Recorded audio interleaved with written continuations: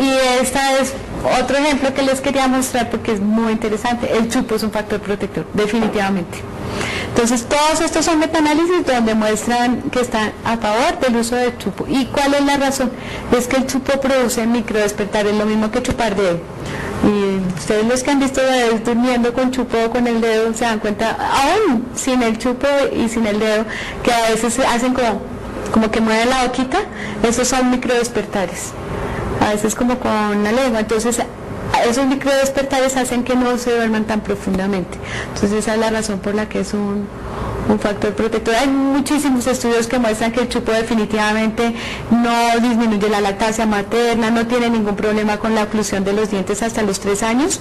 Se debe empezar a quitar cuando el niño tiene 2 años, de manera que cuando cumpla 3 ya definitivamente no debe tener chupo, porque ahí sí puede haber algún trastorno en la oclusión.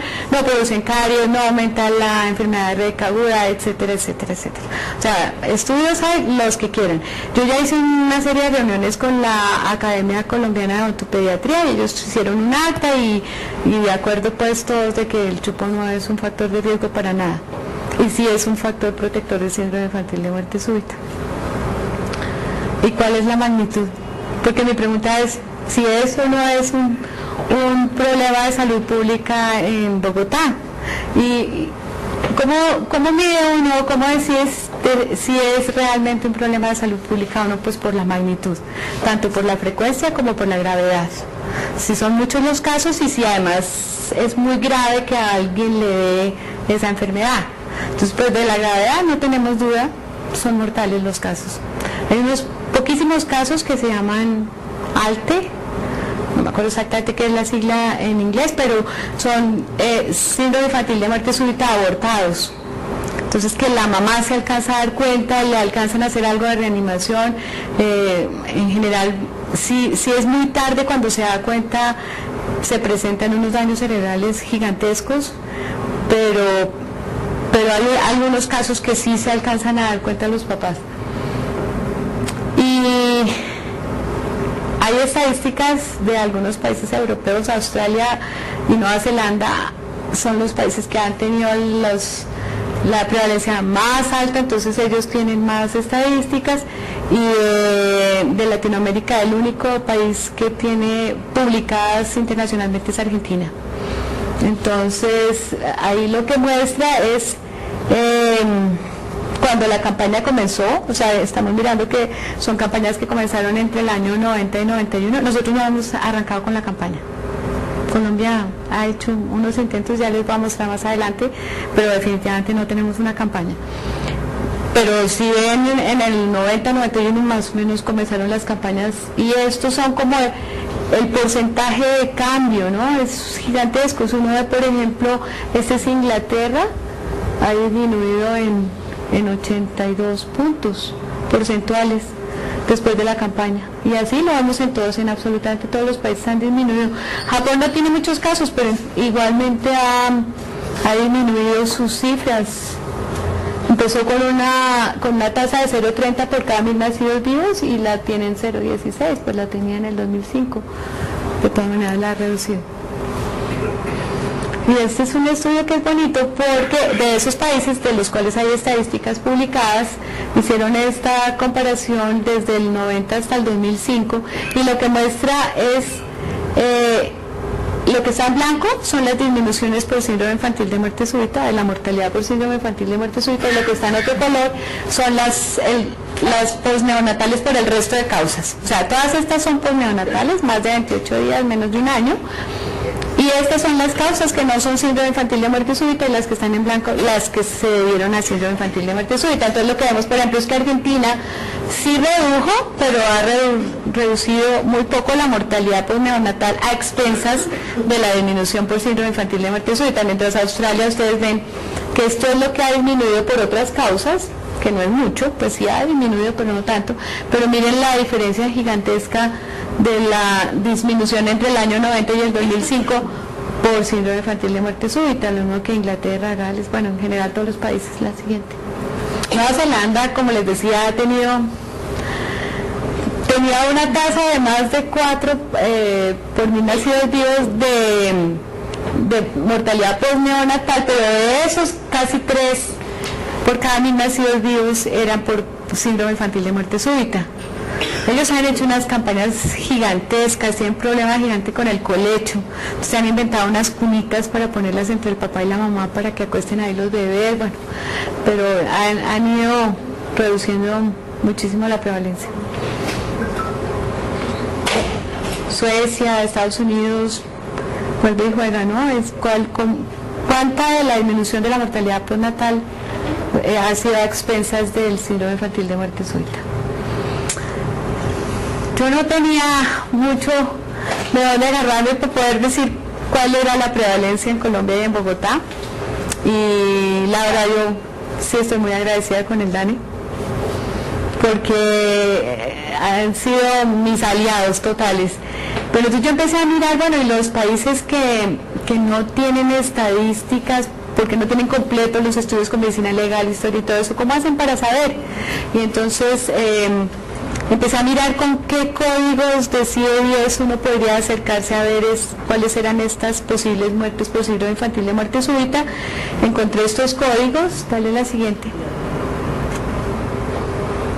Encontré estos otros códigos, son del CDC Atlanta, y de lo que ellos proponían y como cualquiera de esas causas de muerte inexplicadas en lactantes, que no se sabe la causa, etcétera, etcétera, todas las ponen con el código R95. Y también como, bueno, y qué se llama una muerte súbita y qué es una muerte inesperada, y como tratando de acercarme lo más que pudiera con estadísticas vitales del DANE, a ver cuál sería la magnitud para Colombia. La siguiente. Hay una sociedad internacional de síndrome infantil de muerte súbita que se llama ISPID, y ellos tienen las estadísticas, que es de donde han sacado parte de los estudios que les he mostrado. Y fíjense que, por ejemplo, Alemania, que está en la página siguiente, está hasta el 2010, pero son los únicos. En general no están muy actualizadas porque no es tan fácil llegar al diagnóstico, ¿sí? Y si ustedes ven, absolutamente todos han reducido. Hay una cosa interesante con Israel, y es que Israel no autoriza las autopsias en niños. Entonces todos los datos que ellos tienen, pues no tienen muchos, pero los datos que tienen son por estadísticas vitales. Y bueno, este es como el panorama y cuál es la fuente de información de estos datos de distintos países. Y por supuesto todos estos países tienen sus páginas web, esas las puedes pasar rápido, pero todos invitando a lo que se llama prácticas de sueño seguro, acuérdense los niños boca arriba, no le pongan almohada, etcétera, etcétera, uso chupo, la campaña de Back to Sleep de Estados Unidos, la Australia, Canadá, dale, si quieres verlas pasando.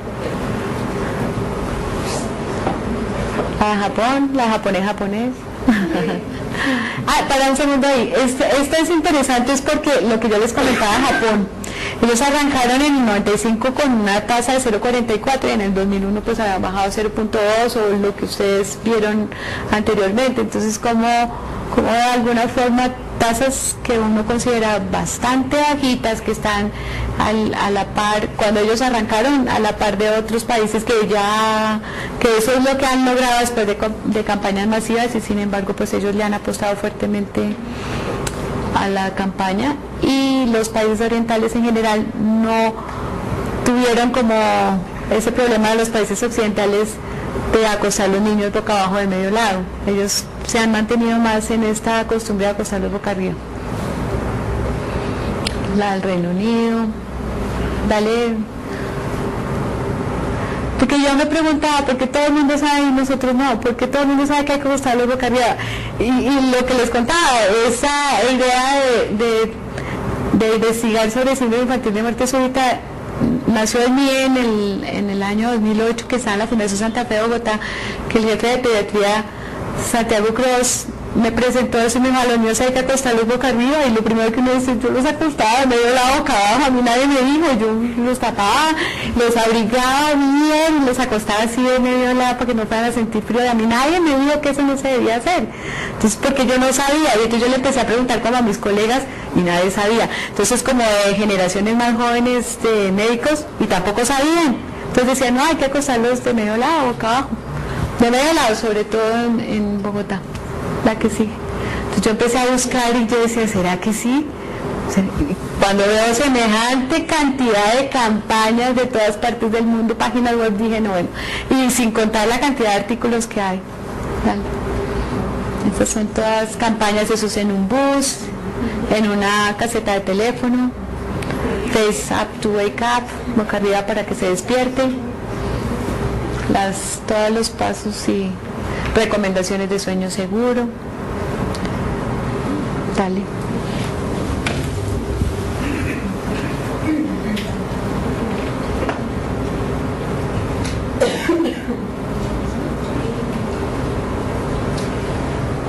Esta es terrible. Esta es en contra del colecho. Y tiene la cama de los papás, y esa es la última parte en la que descansó en paz el bebé. Esas me parecen durísimas. Allá está acostado con un cuchillo al lado, como pues tan peligroso acostarlo en la cama de los papás como acostarlo con un cuchillo. Bueno, esta también es terrible. Pero hay otras menos duras. Y el grupo de España que está coordinado desde Valencia, España, que tienen ya su tercera edición del libro blanco sobre síndrome infantil de muerte súbita. Ustedes pueden entrar por la página de la Asociación Española y bajar el libro, es gratis. Y en América Latina hay cosas aisladas, y hay algo en Chile, Uruguay, en México, no hay nada que sea como una política nacional, no, en ninguno de estos países de América Latina, solo en Argentina, como que le han apostado duro. ¿Vale? En Colombia, pues, no, la verdad, no sigue siendo considerada como no un problema de salud pública, definitivamente, que falta de estudios, que los niños aquí en Colombia se mueren de otras cosas, se mueren de diarrea, etcétera, etcétera, que seguimos siendo un país pobre, que eso no pasa aquí. Y eso es lo que yo he encontrado por estadísticas vitales. Como les decía, esos son los códigos que hemos encontrado. Claro que con SNEA encontramos otros 2 códigos para muertes neonatales súbitas. Sí, clasificados. No se clasifican como muerte súbita porque el diagnóstico no está preciso identificado, pero sí analizándolo nos lleva a un código que indica realmente que fue una muerte súbita. Y había unos como causa externa, que pasan aquí por medicina legal seguramente, y son clasificados como sofocación. Como sofocación. Una asfixia, consecuencia de traumatismo. Sí. Y estos que están con W77, que son obstrucciones de la respiración debido a hundimiento, caída de tierra u otras sustancias, los norteamericanos de la Academia Americana de Pediatría lo ponen entre una posible causa de síndrome infantil de muerte súbita. Nosotros revisamos con SNEA estos 5 casos y efectivamente son a luz de tierra, o sea, sí son niños que quedaron atrapados debajo de la tierra, pero por más salud o derrumbes de tierra, etcétera, etcétera. Pero bueno, sí, lo que queremos ver es magnitud. Estamos hablando de 2.368 casos entre 2005 y 2010 para Colombia. Eso es un montón. Si miramos el año 2010 para Colombia, 372 casos, es más de un niño diario. Si miramos para Bogotá, 114, y aquí solamente estoy incluyendo R95, R98 y R99, que son como las clásicas que todo el planeta definitivamente incluye como síndrome infantil de muerte súbita, que es el R95, la muerte sin asistencia y otras causas mal definidas y mal especificadas de la mortalidad. Esto sí, todos lo usan como síndrome infantil de muerte súbita. Son 114 casos, es un niño cada tercer día. Yo, la verdad, o sea, si esto no es un montón, yo no sé ¿Cuánto necesitamos mostrar para que se considere que es un problema de salud pública? Es que no vamos a escribir en el certificado de defunción síndrome de la muerte súbita infantil, porque Se necesita saber, se necesita todo el estudio. muchos estudios. Exacto. No tenemos antecedentes.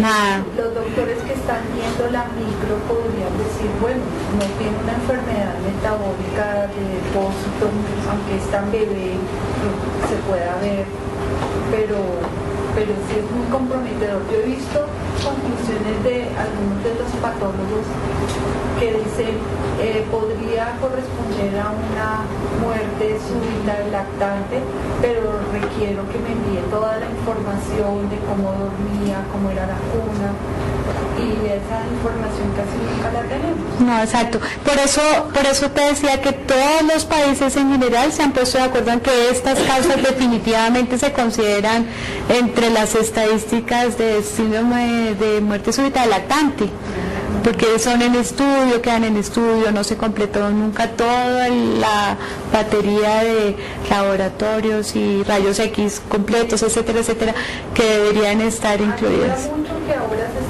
se está haciendo la prueba cuando el niño nace para sus enfermedades metabólicas. Claro, eso ayuda muchísimo. Para la clase.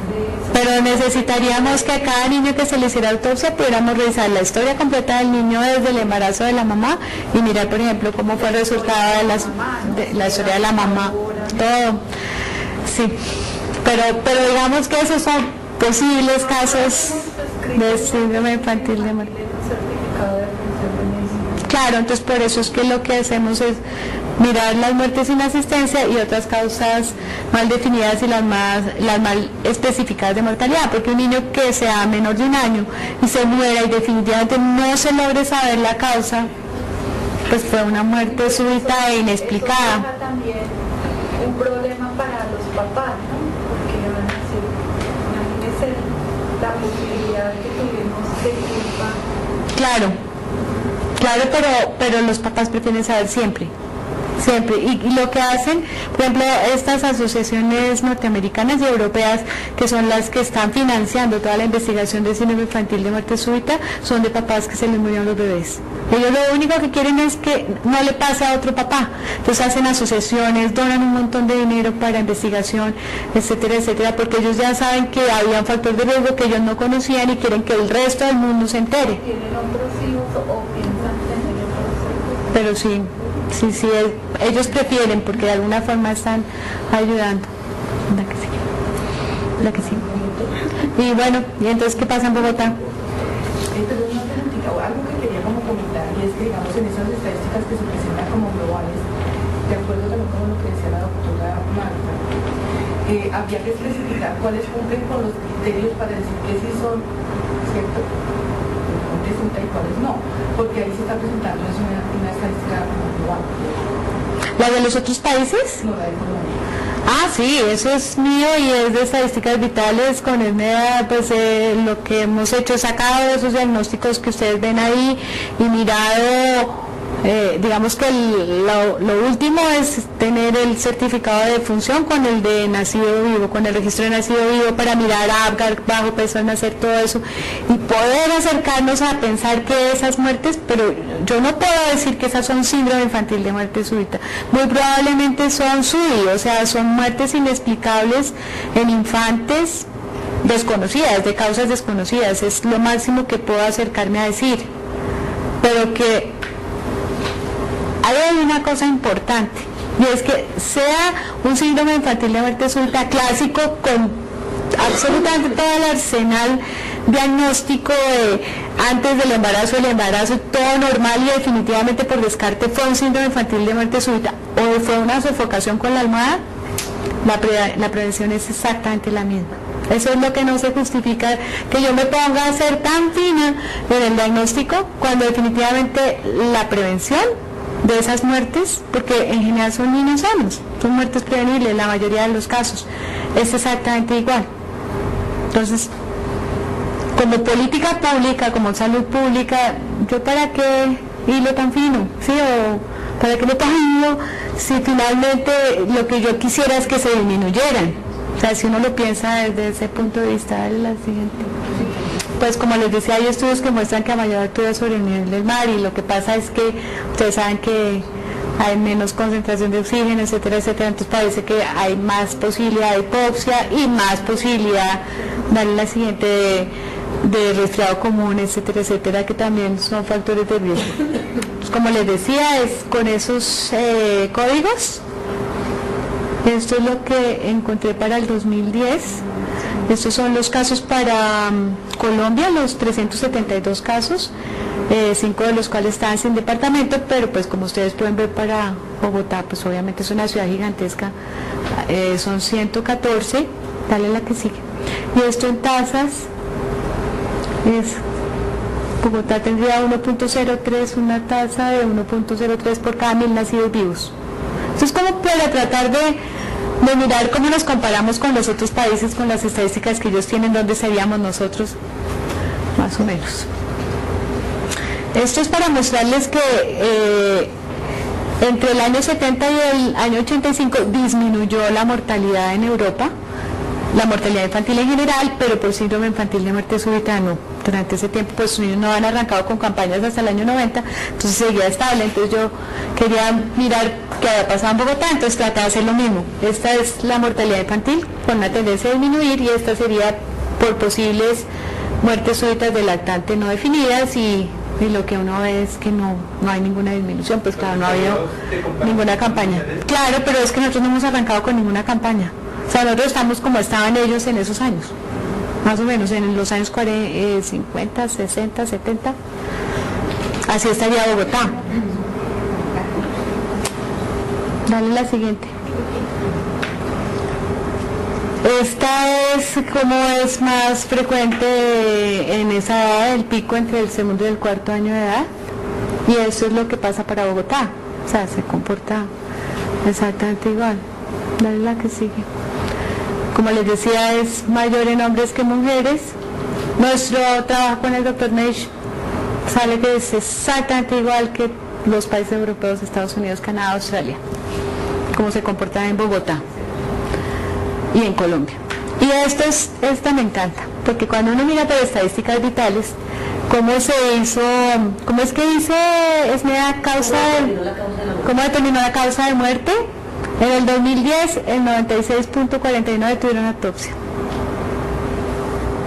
En Estados Unidos tienen autopsias en el 60% de los casos.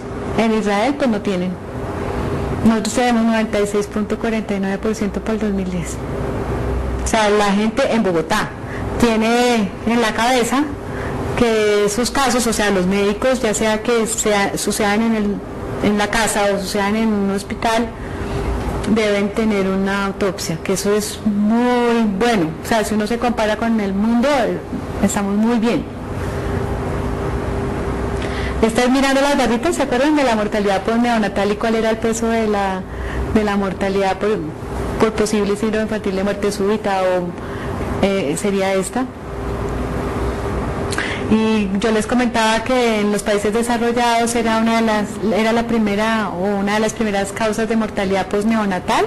Si yo miro la mortalidad en menores de un año, pues todas estas son perinatales, o sea, de los recién nacidos, pero esta pasaría a ser la primera causa posneonatal de muerte en Bogotá. O sea, por encima de infecciones respiratorias y neumonía. Si lo mira uno por casos de neumonía, y si suma neumonía más otras infecciones respiratorias, etcétera, también está por encima estas causas, que son los 114 casos. Bueno, yo decía, pero ¿será que yo soy la que no sé que hay que acostarlos boca arriba, pero a lo mejor la gente sabe? Entonces hicimos una encuesta. En el 2010 también es una encuesta, 1.101 papás o cuidadores de niños menores de un año, la hizo el Centro Nacional de Consultoría, la financió la Secretaría de Salud de Bogotá. Dale. Se hizo para todos los estratos, incluyendo el estrato 5-6, y ese es el error muestral. Y estos son los resultados. Pues, les preguntamos si usaban chupo, si les ponían cobijas, si les ponían almohadas, cómo los acostaban, quién les dijo cómo acostarlos, a quién le creen. Bueno, era una encuesta larga, pero voy a mostrar solo unas poquitas. Entre de lado y boca abajo el 63% y boca arriba el 30% pues de los, eso es en el 2010. Sentado con la cuna levantada, no sé qué sistema, o muchos que dicen, no, la verdad yo solo hago esto, yo no me fijo cómo, que será bien curioso.